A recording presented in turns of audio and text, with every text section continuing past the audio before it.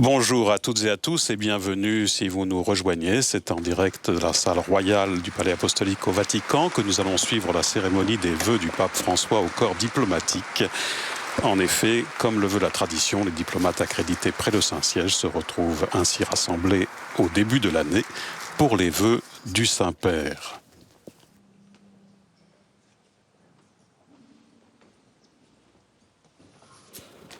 Les ambassadeurs debout, évidemment, pour accueillir le pape François en cette salle royale pour ce traditionnel échange de vœux.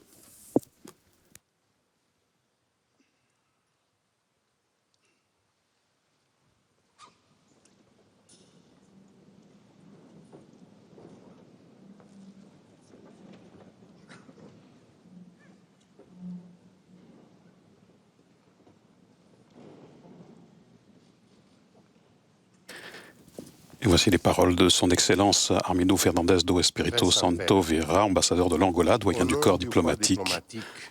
Accrédité près le Saint-Siège, j'ai à nouveau l'honneur de vous présenter le vœu de bonne santé et de fructueux résultats dans la poursuite de votre mission évangélisatrice. Qu'il me soit permis de réitérer devant votre sainteté les prémices qui caractérisent le service diplomatique en faisant, entre autres, du dialogue le principal moyen pour affronter les défis qui menacent la paix. Nous constatons avec admiration vos efforts pour apporter consolation et encouragement aux personnes dans le besoin, avec une espérance inébranlable.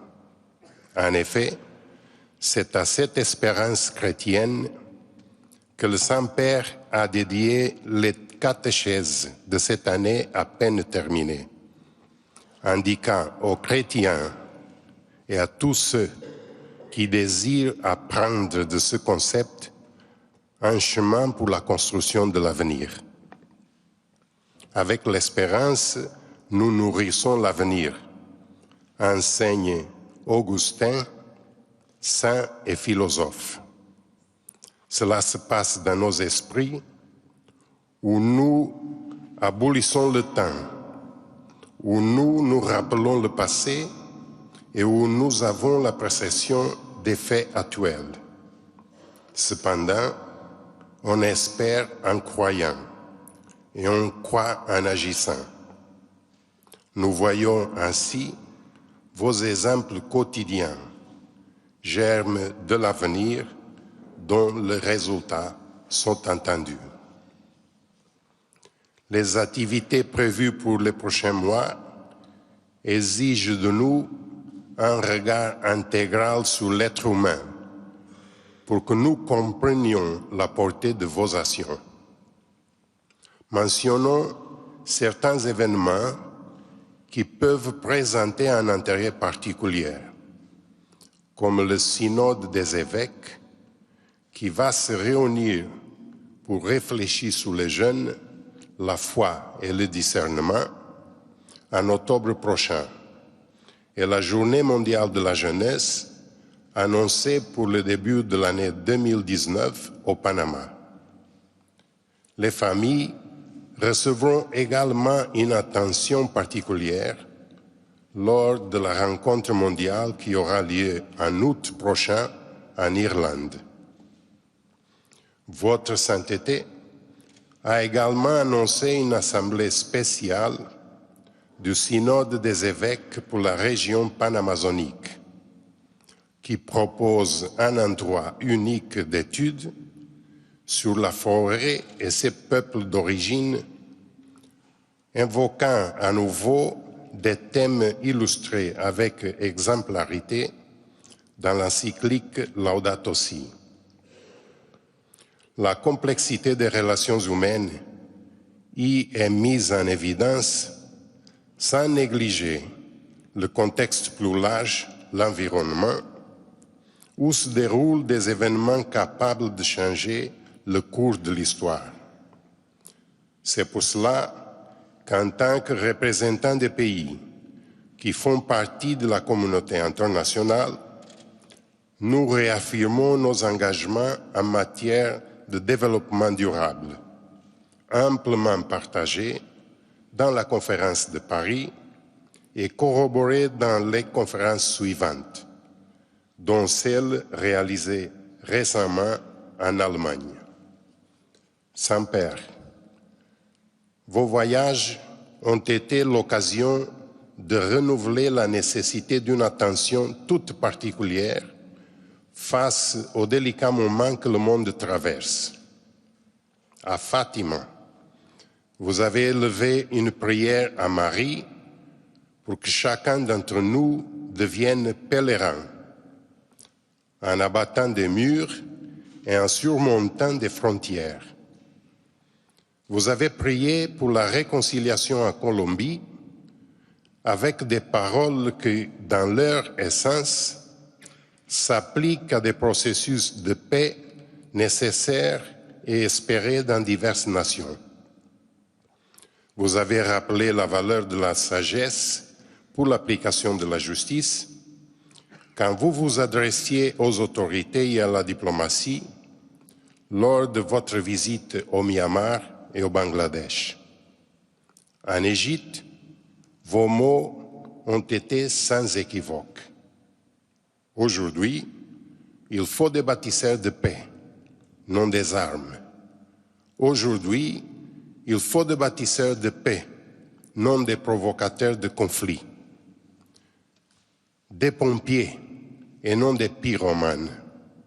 Des prédicateurs de réconciliation et non des propagateurs de destruction. Dans ce sens, nous nous rappelons que nous célébrerons cette année le premier centenaire de la fin de la Première Guerre mondiale. Un conflit marqué non seulement par le nombre de pays impliqués, mais par le degré de destruction des armes et machines utilisées. Malheureusement, on a fait preuve de moyens encore plus néfastes pendant la Seconde Guerre mondiale. Le consensus sur la tragédie des pertes humaines sous toutes ses formes a poussé les pays à fonder l'ONU et d'autres organisations qui représentent et travaillent au nom de la communauté internationale pour la sauvegarde de la paix et pour les biens des peuples. Parmi elles, on peut citer la FAO, que votre sainteté a visité l'an dernier et où vous avez mis en évidence certains thèmes mentionnés ici. Vous avez tout particulièrement rappelé le drame des migrations forcées en offrant symboliquement à l'institution une sculpture représentant l'enfant syrien Aylan, emblème des victimes en fuite. Ce sont des actions qui renforcent les appels à la générosité des nations, particulièrement face aux tensions et aux difficultés en Afrique, en Amérique latine, en Asie, en Europe et au Moyen-Orient. De tels défis que votre sainteté a illustrés aussi dans le récent message pour la célébration de la Journée mondiale de la paix, sont traités par la diplomatie avec la conviction que la paix est importante pour les pays en crise, mais aussi pour les nations qui s'occupent des conséquences. Entre autres, on peut noter la gestion des réfugiés au niveau social, économique, culturel et éthique. Les solutions sont complexes, mais non impossibles. Et elles doivent être satisfaisantes pour le présent, avec des effets positifs pour le futur, sans renoncer à la mémoire du passé et des cas sublimes. Jésus et sa famille, en se réfugiant en Égypte, reflètent l'espoir de ceux qui recherchent un abri et inspirent ceux qui doivent chercher des solutions. il incomba à la terre africaine d'ouvrir ses portes à l'hospitalité qui représente le juste et attendu secours à la Sainte Famille. Aujourd'hui, cependant, pour plusieurs raisons, malheureusement, hommes, femmes et enfants ont besoin de parcourir ce chemin avec la même expectative à la recherche d'un espoir nouveau. Très Saint-Père, l'année que nous venons de terminer a également été marquée par des menaces et des tensions non négligeables. Entre-temps, c'est au cours de cette même année que la majorité des pays, consciente des dangers de les armes de destruction massive représentent pour l'humanité, a signé le traité pour l'interdiction des armes nucléaires. En témoignant de telles préoccupations et en renouvelant votre confiance dans le dialogue, votre sainteté a été le pionnier d'une initiative inédite qui a réuni promoteurs de la paix, représentants des nations et spécialistes de la question. Nous vous sommes très reconnaissants pour ce geste. Pour finir, le moment est aussi opportun pour exprimer notre peine pour les conflits qui n'ont pas encore cessé complètement et pour les victimes dans des dizaines de pays frappés par différentes attaques terroristes.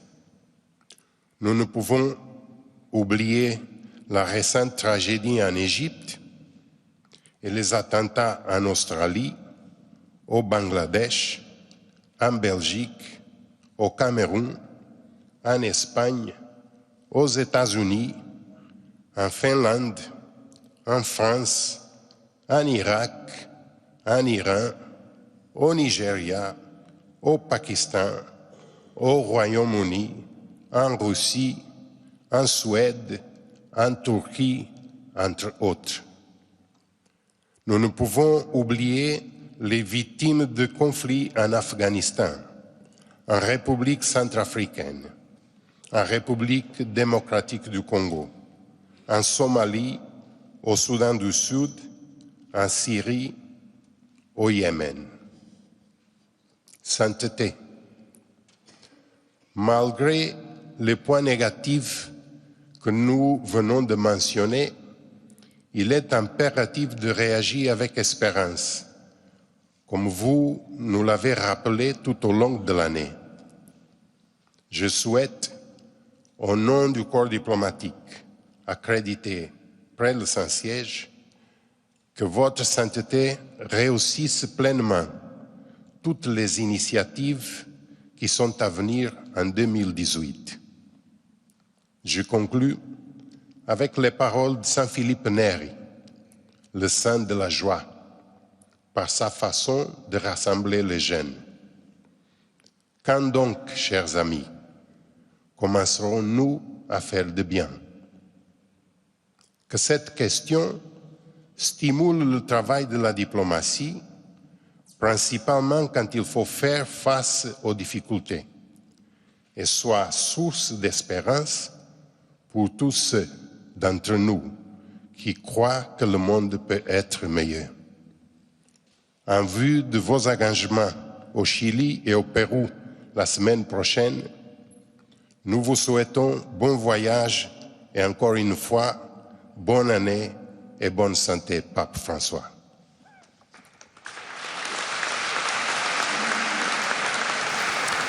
Voilà donc pour les paroles et les vœux du doyen du corps diplomatique rassemblés en cette salle royale.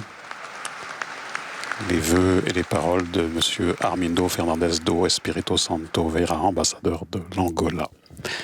Nous écoutons à présent le discours du pape, discours adressé à l'ensemble des nations à travers les ambassadeurs des quelques 183 États accrédités auprès du Saint-Siège.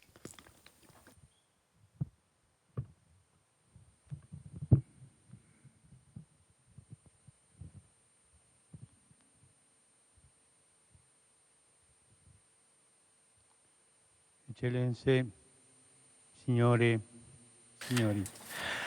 Excellences, Mesdames et Messieurs, Consuetudine, questo incontro che custodendo ancora viva nel cuore la gioia che promana dal Natale, mi dà l'occasione di formularvi personalmente. à cette occasion, je vous adresse tous mes souhaits pour la nouvelle année qui vient de commencer et je voudrais assurer tous les peuples en difficulté de mon attention. Je voudrais saluer le doyen, l'ambassadeur de l'Angola, Armindo Fernandes do Espírito Santo Vieira.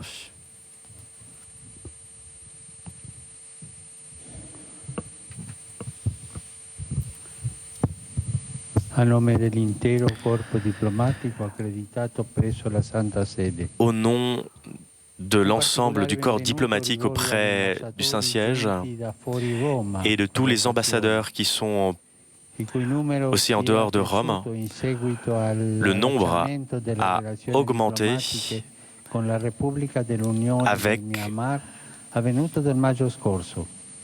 avec de nouveaux venus dans ce corps diplomatique.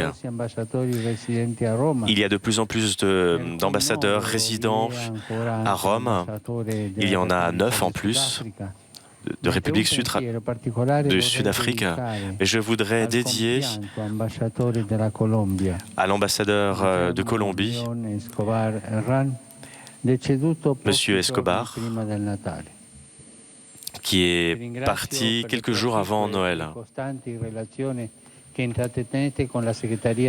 Je vous remercie pour tout votre travail auprès de la secrétaire d'État du Vatican et des autres institutions romaines pour aider la mission de l'Église. In tale prospettiva si colloca pure l'attività patrizia della Santa Sede che lo scorso anno ha visto la firma nel mese di febbraio. En février dernier, nous avons travaillé avec des accords avec le Congo, sui viaggi senza visto dei titolari dei passaporti diplomatici. et pour tout le travail que vous avez fait aussi avec les passeports diplomatiques, avec les rapports avec les autorités civiles. Vous avez travaillé pour le bien-être spirituel et matériel de l'être humain et pour la promotion du bien commun. Et aussi des voyages apostoliques que j'ai pu faire au cours de l'année dernière au Bangladesh, au Portugal, en Égypte.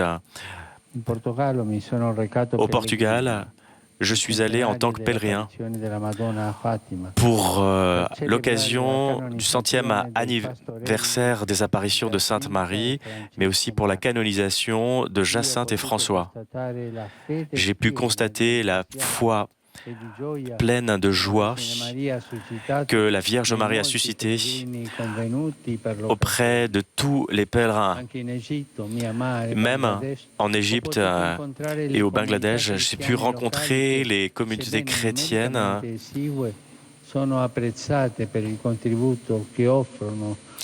et je les apprécie beaucoup pour tout le travail qu'ils font pour le développement auprès des populations civiles. J'ai pu aussi rencontrer des personnes de d'autres religions.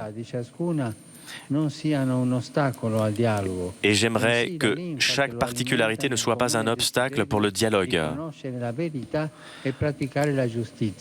pour pratiquer la vérité, la rechercher et pratiquer la justice. En Colombie, j'ai voulu bénir tous les efforts de ce peuple qui désire la paix après tant d'années de conflits. Chers ambassadeurs, au cours de cet anneau, nous allons fêter la fin de la Première Guerre mondiale.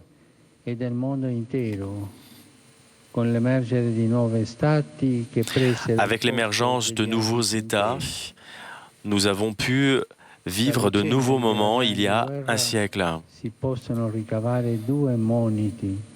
Che purtroppo l'umanità non seppe comprendere immediatamente. Le monde n'a pas toujours su comprendre comment lutter contre la guerre. Et il y a eu depuis des conflits encore plus dangereux. Vaincre, ce n'est pas détruire l'ennemi.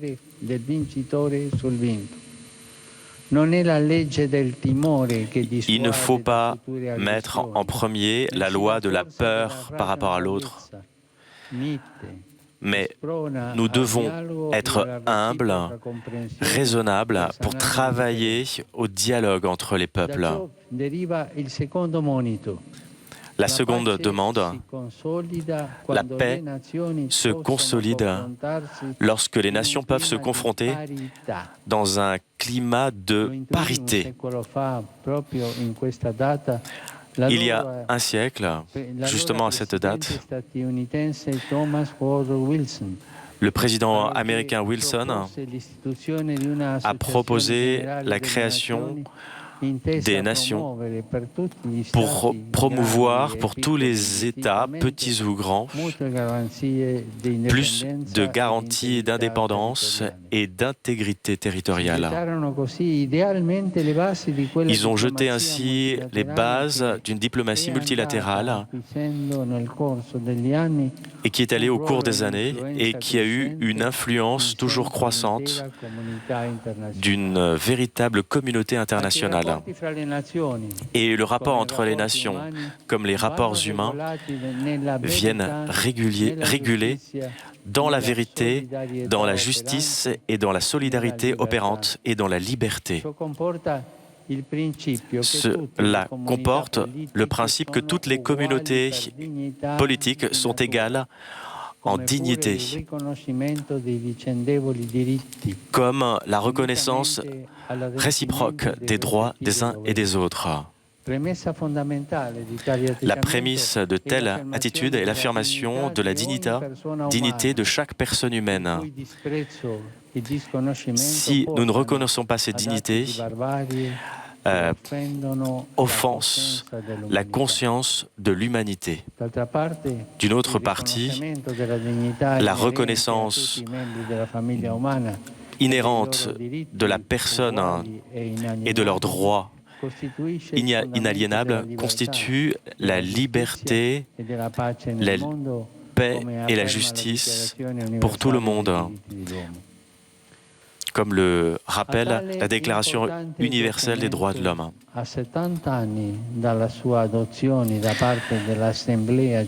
Il y a plus de 60 ans, la reconnaissance de ces textes, en 1948, je voudrais dédier notre rencontre de ce jour. Pour le Saint-Siège, en effet, parler de droits humains signifie avant tout de reproposer la centralité de la dignité de la personne en tant que voulu et créé par Dieu à son image. Et le Seigneur Jésus a guéri les lépreux, a guéri les aveugles, et a sauvé la vie de l'adultère, a fait comprendre combien chaque être humain, indépendamment de sa condition physique et spirituelle et sociale, mérite le respect et la considération.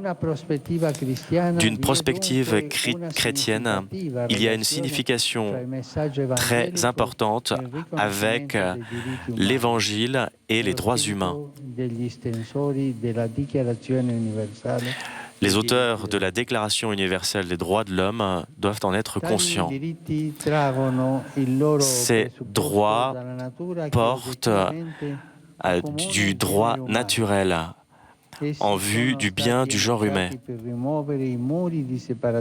Il s'agit de ne pas diviser la famille humaine, mais la doctrine sociale de l'Église parle du développement humain intégral Et il s'agit de développer non seulement cela, mais aussi l'homme dans son intégrité.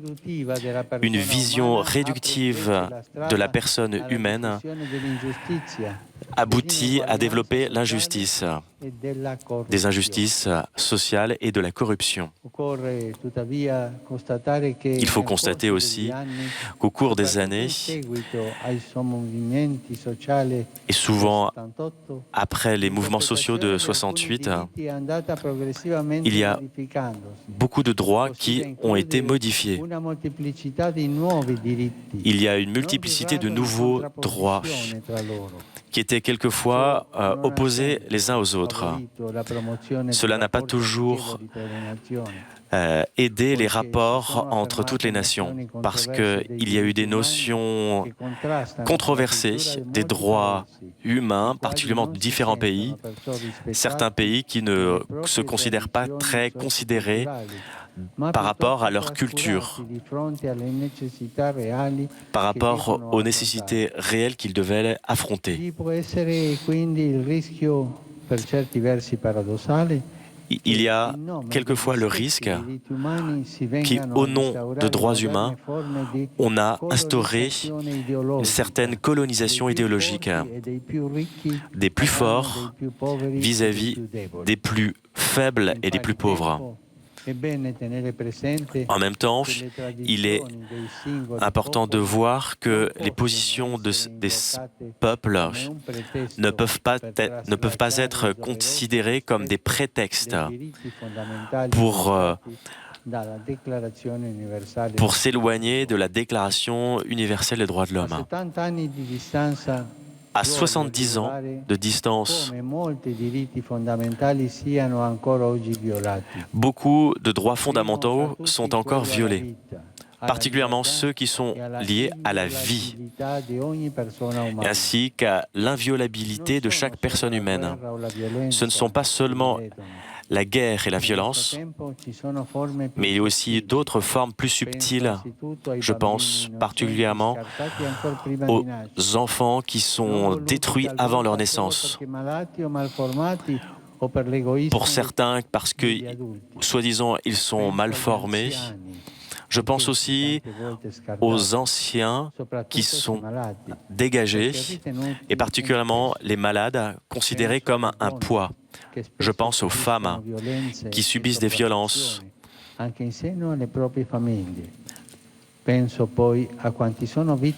Je pense aussi à ceux qui abusent des personnes à travers différentes formes, notamment l'esclavitude.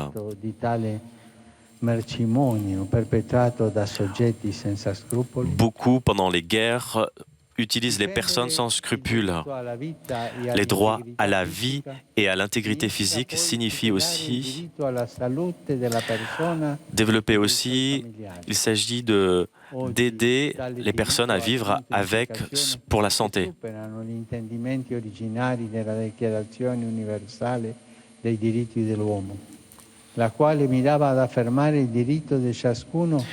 Et donc, il s'agit de considérer la personne et de développer toutes les considérations médicales pour aider au développement et à la croissance de chaque personne. Il faudrait donner la possibilité à chaque personne d'avoir accès à tous les soins médicaux possibles.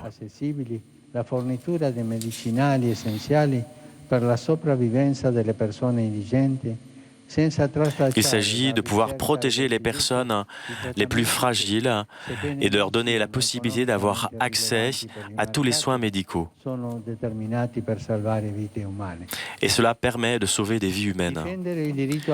Défendre les droits à la vie, c'est aussi travailler activement pour la paix. Ce sont des valeurs importantes à rechercher et à défendre. Il y a beaucoup de conflits locaux qui, malheureusement, continuent à se développer sur la Terre. L'action humanitaire de beaucoup d'organisations et tous les travaux de paix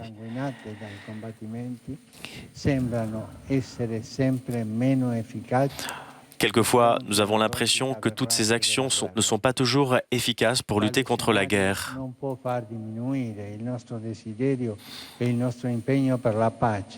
Nous devons faire croître notre désir de paix et le développement intégral de la personne devrait être le souci de toute civilisation. La recherche de la paix comme véritable condition pour le développement implique combattre contre toute injustice.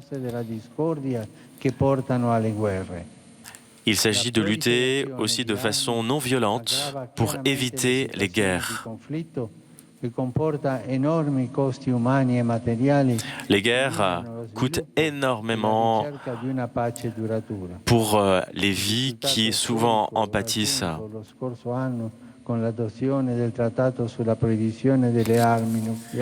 L'année dernière, nous avons eu beaucoup d'initiatives pour lutter contre la prolifération des armes de destruction massive. Le désir de paix montre que nous sommes toujours en action. Il s'agit d'être toujours persévérant en vue du désarmement. Et il s'agit toujours de travailler entre nations pour les affaires internationales. Je voudrais encourager les débats sereins.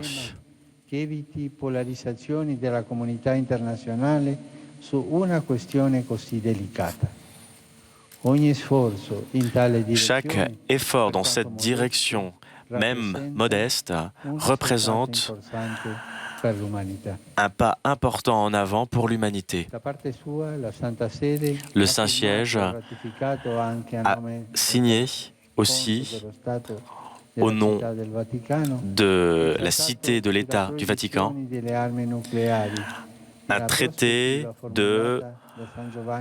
pour travailler à la non-prolifération des armes de destruction massive. Justice, sagesse et humanité demandent à ce qu'il n'y ait pas de course à l'armement sur notre planète. Nous devons mettre au banc les armes nucléaires. Il est peut-être difficile de considérer qu'il y a des personnes qui ont la responsabilité d'utiliser ces armes nucléaires qui pourraient causer beaucoup de dommages. Ce sont des armes qui sont incontrôlables.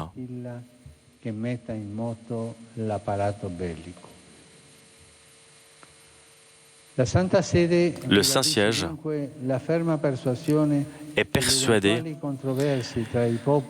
que les conflits entre les peuples ne doivent pas être résolus avec le recours aux armes, mais à travers plutôt des négociations. Il ne s'agit pas de développer des armes toujours plus perfectionnées, car très souvent, cela développe beaucoup de foyers de haine et une troisième guerre mondiale risque de poindre à l'horizon.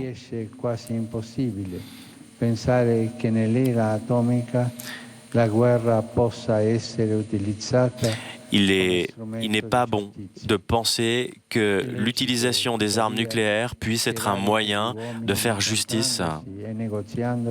Abbiano a scoprire meglio I vincoli che li legano provenienti dalla loro comune umanità e abbiano pure a scoprire che una fra le più profonde esigenze della loro comunione, della loro comune umanità è che tra essi e tra I rispettivi popoli regni non il timore Je souhaite qu'entre les peuples puissent vivre, non pas dans la peur, mais dans l'amour.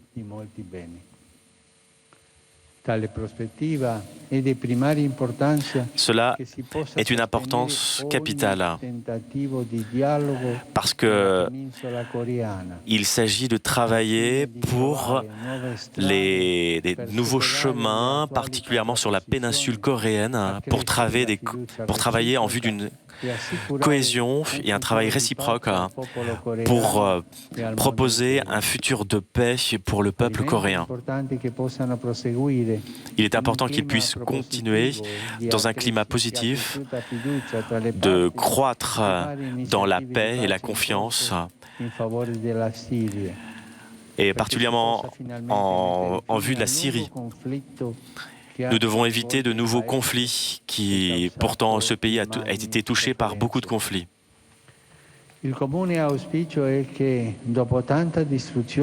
Après tant de destruction, il est arrivé le temps de la reconstruction.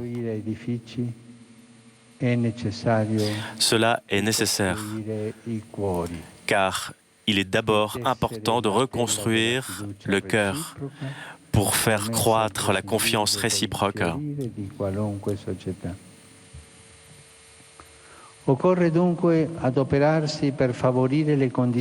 Il faut ainsi favoriser des bonnes conditions de politique et de sécurité pour la reprise de la vie sociale où chaque citoyen,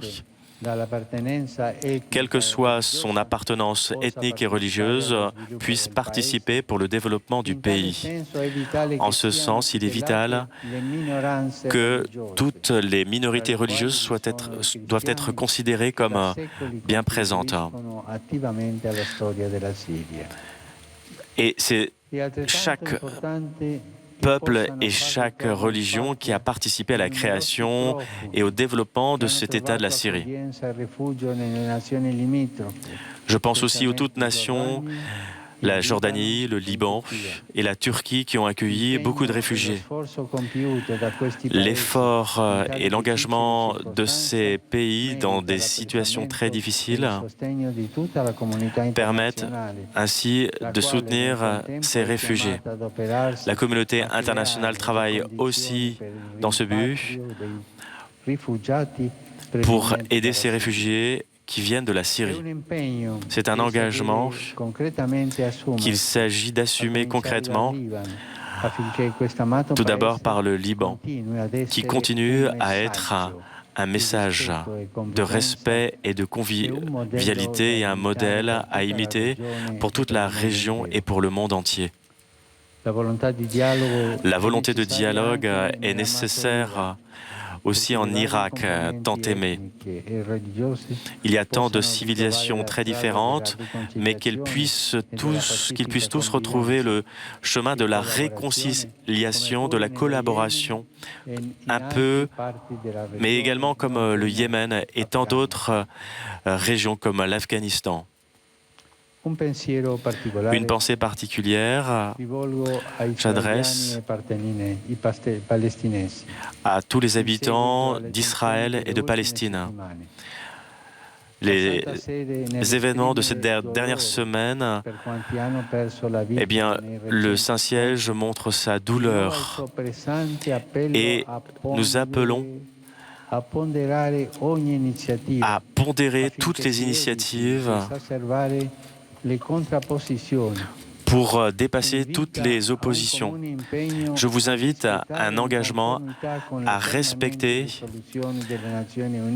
en lien avec les Nations Unies, le statu quo de Jérusalem qui est cher aux chrétiens, juifs et musulmans. Nous devons trouver une solution politique qui montre qu'il y a deux États distincts dans la région. La volonté de dialogue et le désir de travailler au dialogue, c'est le chemin magistral afin de permettre l'existence pacifique de ces deux peuples. All'interno dei contesti nazionali, l'apertura e la disponibilità all'incontro sono essenziali. L'ouverture et la disponibilité au dialogue est importante entre les nations. Je pense au Venezuela qui a une crise politique toujours plus dramatique et sans précédent. Le Saint-Siège exhorte à chacun à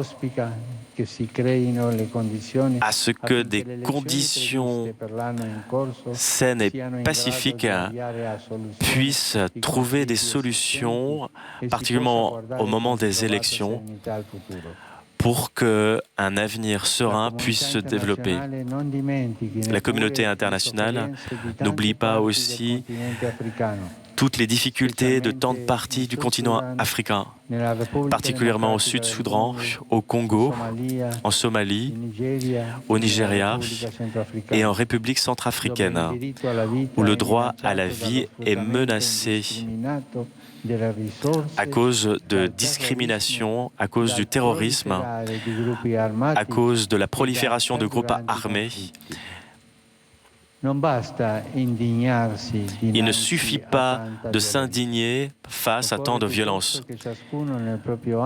Chacun devrait plutôt, dans son domaine, agir pour construire des ponts de fraternité, prémisse fondamentale pour le développement humain.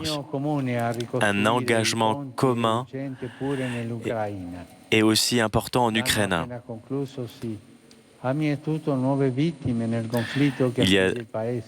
Il y a de nouvelles victimes dans ce pays qui fait craindre à la population de nouveaux débordements.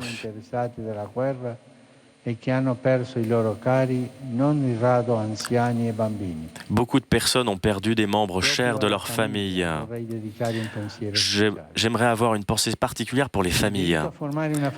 Le droit à former une famille est un droit naturel de la société qui doit être protégé par la société même. Et cela fait partie de la déclaration de 1948. Malheureusement, en Occident, la famille semble être une institution dépassée. On préfère maintenant, aujourd'hui, de nouvelles considérations.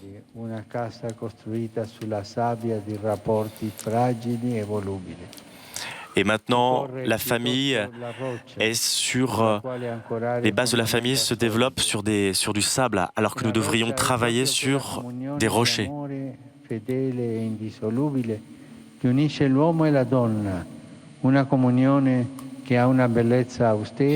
Nous devons bien protéger la communion qu'il y a entre l'homme et la femme. Cela a un caractère sacré et inviolable. Il est urgent d'entreprendre une réelle politique pour protéger les familles, la famille. De quoi dépendent l'avenir et le développement des États. Sans cela, on ne peut pas construire une société en mesure d'affronter les mesures de l'avenir. Les familles portent en soi une autre conséquence dramatique et actuelle dans certaines régions.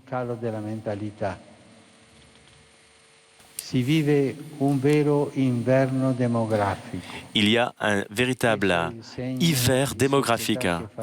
C'est le signe de sociétés qui ne réussissent pas à répondre aux défis de l'actualité.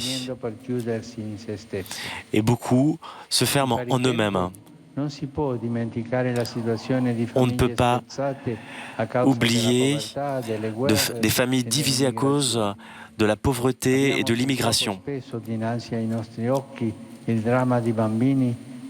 Nous voyons aussi beaucoup d'enfants qui subissent la pauvreté et qui sont les victimes du trafic d'êtres humains. Il y a aussi beaucoup d'immigration.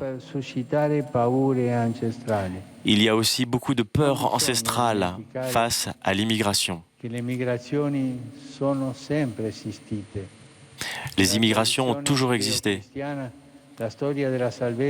Dans l'histoire du salut est essentiellement une histoire d'immigration.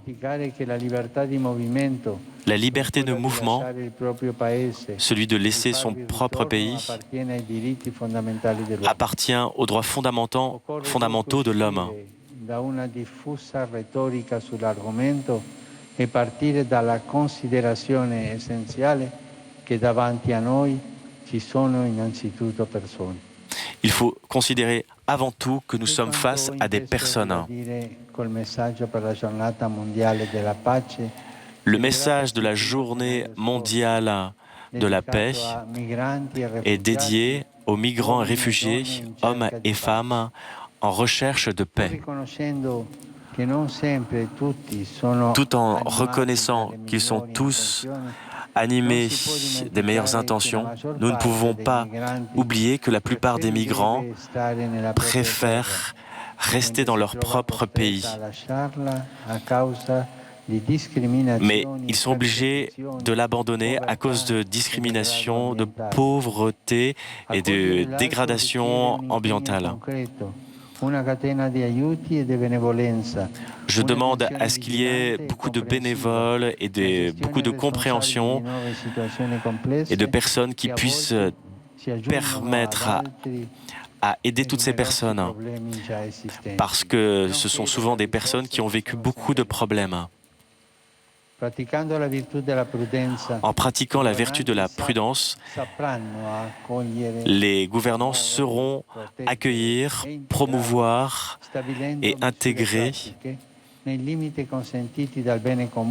en fonction des limites du bien commun, toutes ces personnes afin qu'elles puissent bien s'insérer dans leur peuple. Il y a une responsabilité aussi vis-à-vis des propres communautés afin d'assurer les justes droits. Et il ne s'agit pas d'avoir des constructeurs fous qui ne considèrent pas tous ces points pour la construction de leur nation. Je désire aussi remercier aussi toutes les autorités des États qui se sont engagés ces années pour fournir des assistances à de nombreux migrants qui ont rejoint leur pays. Je pense avant tout à beaucoup de pays en Asie, en Afrique et en Amérique qui assistent et accueillent beaucoup de personnes.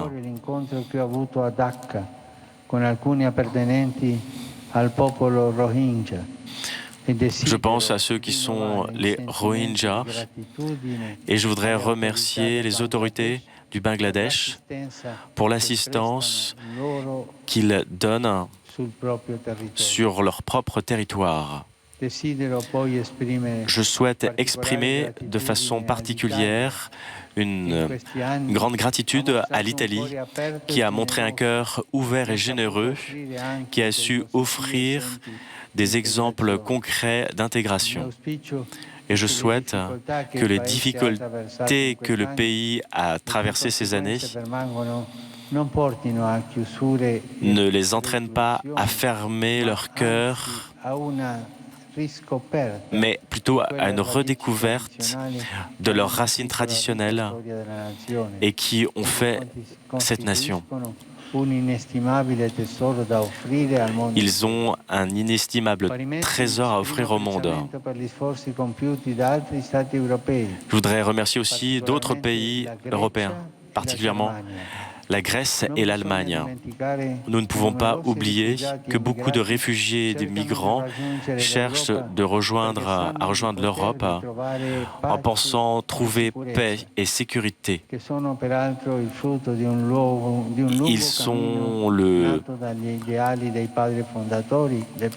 sont le fruit de beaucoup de travail après la Seconde Guerre mondiale pour que l'Europe soit un territoire de paix L'Europe doit être fière de son patrimoine et de sa vision de l'homme qui est le fruit d'une tradition chrétienne millénaire. L'arrivée des migrants devrait nous aider à redécouvrir notre patrimoine culturel et religieux. Nous devons prendre conscience des valeurs sur lesquelles l'Europe s'est construite afin de rendre vivre cette tradition comme un lieu accueillant, ferment de développement et de paix. L'année dernière, des gouvernants et des organisations nationales et les sociétés civiles se sont interpellés réciproquement sur les principes de base, sur les priorités, les mentalités à avoir pour répondre aux mouvements migratoires et à des situations qui regardent les réfugiés. Les Nations Unies,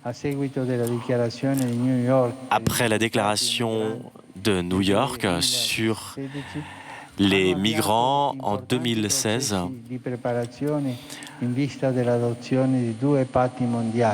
propose des pactes mondiaux vis-à-vis des réfugiés afin que tout se passe de façon régulière. Le Saint-Siège espère que tout cela portera des fruits dignes pour la communauté mondiale, avec les principes de solidarité et d'aide, d'entraide. Dans le contexte international, il ne manque pas les possibilités et les moyens pour assurer à chaque homme et à chaque femme qui vivent sur la Terre des conditions dignes de la personne humaine. Le message pour la Journée mondiale de la paix, j'ai suggéré 4 points pour l'action. Accueillir, protéger, promouvoir et intégrer.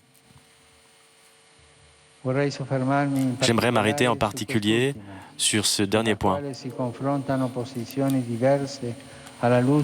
où souvent nous avons différentes considérations en fonction de nos cultures, de nos expériences et de nos connaissances. L'intégration il y a des devoirs réciproques. Celui qui accueille doit promouvoir le développement intégral. Et celui qui est accueilli doit se conformer aux loi du pays qui l'accueille, avec les principes sans enfreindre les principes d'identité de chacun. La tutelle et la promotion des personnes doivent être prises en considération parce qu'il y a beaucoup de personnes qui sont très vulnérables. Le Saint-Siège ne tente pas d'interférer dans les décisions qui appartiennent aux États et en fonction de chaque situation économique et politique,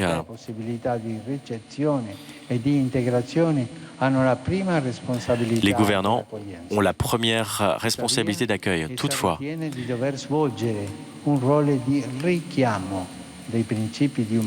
ils doivent se rappeler l'appel à plus d'humanité qu'ils doivent fournir sur leur territoire.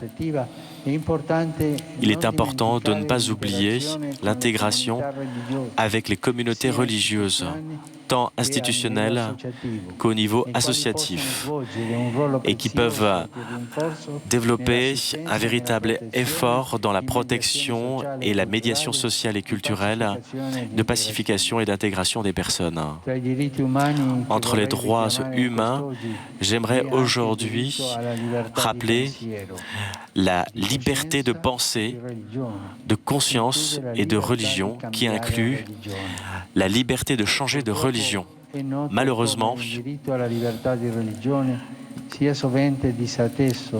cela n'est pas toujours pris en considération.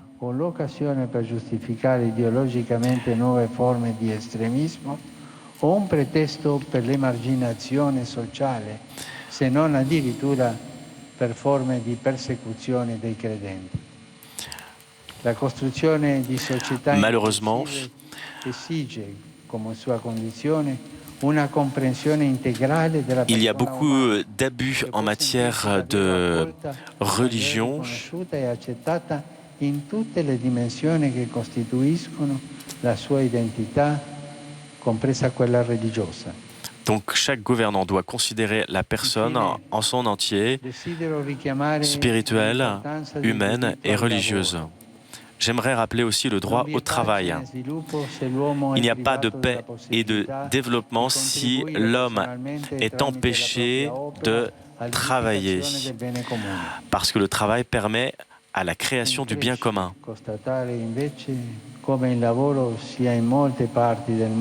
Le travail est dans beaucoup de parties du monde un bien qui est malheureusement pas toujours très disponible. Je pense particulièrement aux jeunes qui ne trouvent pas facilement du travail. Il est trop souvent facile de perdre le travail, non seulement à cause des conséquences des problèmes économiques, mais malheureusement à cause de beaucoup de technologies, de machines qui substituent l'homme. Un'iniqua distribuzione delle opportunità di lavoro, dall'altro si rileva la tendenza a pretendere da chi lavora ritmi sempre più pesanti. Et j'observe aussi qu'il y a beaucoup de rythme du travail qui est toujours plus difficile. La globalisation est en train de bouleverser le temps de travail et le temps de repos. Le repos est une dimension fondamentale de la vie. Il permet de régénérer non seulement physiquement les personnes, mais aussi spirituellement. Dieu lui-même s'est reposé le 7e jour. Il l'a béni et l'a consacré parce qu'il a ainsi arrêté tout le travail qu'il avait fait après la création. L'alternance entre la fatigue et le repos fait partie de la sanctification du temps. Nobilita il proprio lavoro, sottraendolo alle rispettive dinamiche di una quotidianità arida che non conosce sosta. Souvent, on travaille de façon très aride et sans arrêt. I dati pubblicati recentemente dall'Organizzazione Mondiale del Lavoro, l'Organisation mondiale du travail nous montre que beaucoup d'enfants sont aussi présents sur le monde du travail, ce qui n'est pas normal. Cela compromet l'intégrité et la dignité des enfants. Et ainsi, nous voyons de nouvelles victimes innocentes. Nous ne pouvons pas penser à un meilleur futur si on abuse directement des enfants, si nous avons des modèles économiques qui ne cherchent que le profit, et particulièrement en profitant des plus faibles, et en particulier des enfants. Cette plaie doit être soignée, et particulièrement par les organisations internationales appelées à intensifier les efforts pour adopter des stratégies et coordonner des politiques pour ne pas permettre ce travail et l'abus du travail des enfants. Mesdames et messieurs, Excellences, je rappelle des droits fondamentaux de la Déclaration universelle des droits de l'homme de 1948.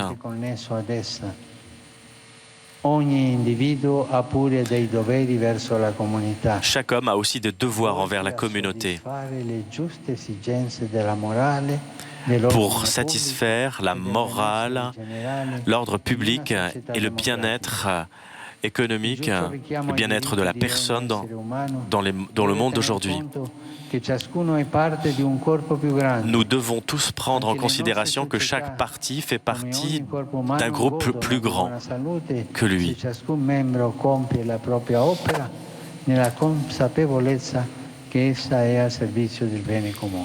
Chaque personne doit agir en fonction qu'il agit en vue du bien commun. Nous devons aussi prendre soin de notre terre. La nature peut être cruelle et ce n'est pas la responsabilité de l'homme.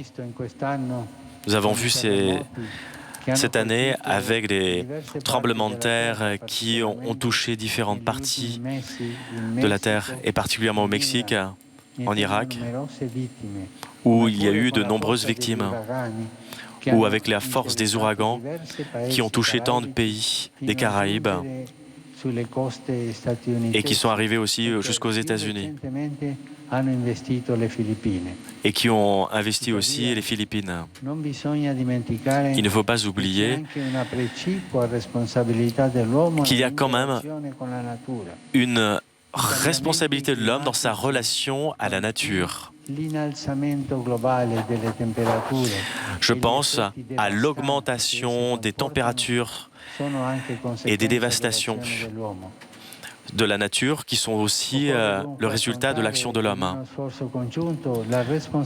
Nous avons eu la responsabilité de laisser une terre aux générations qui viennent, une terre plus paisible, avec de bonnes conditions pour leur vie. Je pense aux gaz nocifs qui sont dégagés dans le monde entier, qui sont nocifs pour le monde entier. L'esprit qui doit animer chaque personne des nations est semblable à ceux des constructeurs des cathédrales du Moyen Âge. Tous ces édifices montrent la participation de chacun à une œuvre capable de dépasser nos propres vies. Beaucoup ont commencé un travail tout en sachant qu'ils n'allaient pas voir la fin de la construction des cathédrales. Ils ont fait partie d'un projet qui a pu être continué par leurs fils et qui ont pu aussi travailler à ces œuvres qui ont bénéficié à leurs propres petits-fils. Ceux qui ont la responsabilité des gouvernements doivent développer la solidarité et le service. Ainsi, c'est un moyen d'espérance pour notre travail quotidien. Je renouvelle à chacun d'entre vous, à vos familles, à vos peuples, je vous souhaite une année riche de joie, d'espérance et de paix.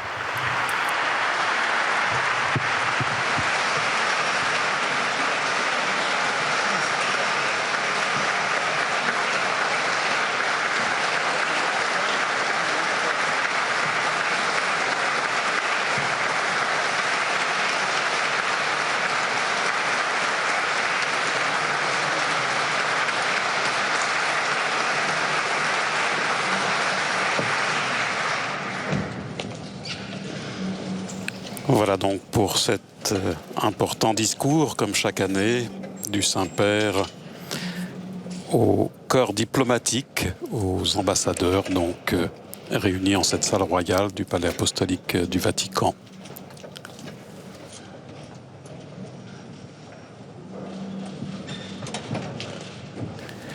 Le Saint-Père, à l'issue de ce discours, vous le voyez, salue maintenant, selon la tradition de cette rencontre, les ambassadeurs de ces représentations diplomatiques des différents pays du monde entretenant des relations avec le Saint-Siège.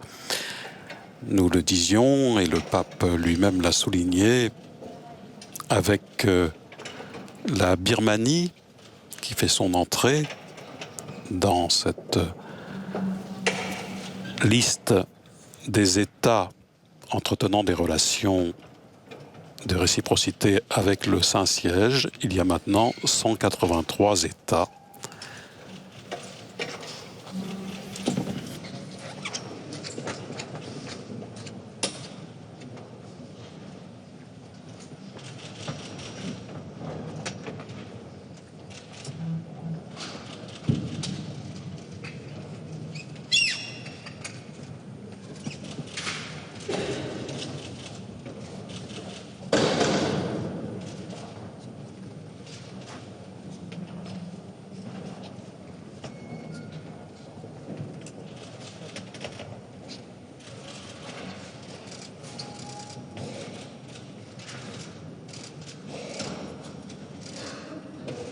Le pape qui, naturellement, dans ce discours, a fait état de ses différents voyages récents en Égypte, en Colombie, au Bangladesh, évidemment, et également au Portugal, disait-il, où il est allé en pèlerin.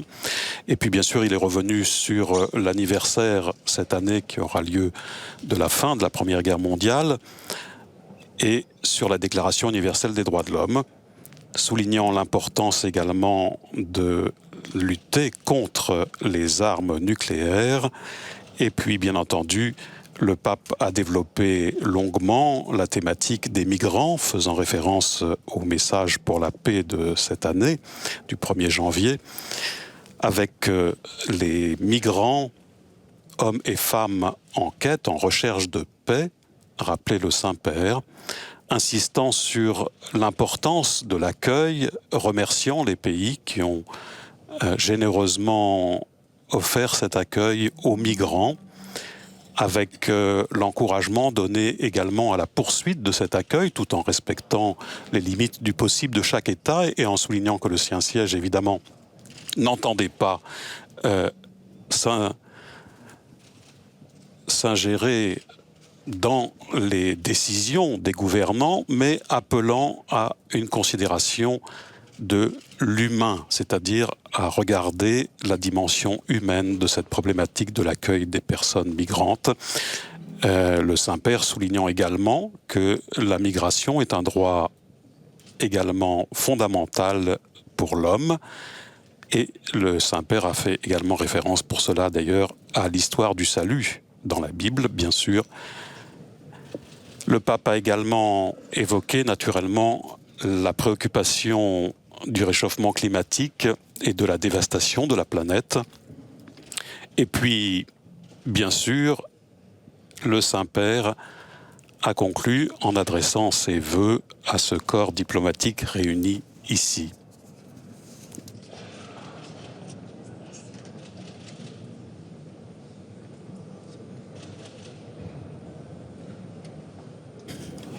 Voilà, merci à tous ceux qui nous ont permis de vivre cette présentation des vœux au corps diplomatique. Merci à Jean-Marie Marcet pour ses traductions, à Corinne à la diffusion. Merci à tous et à toutes. Bonne journée.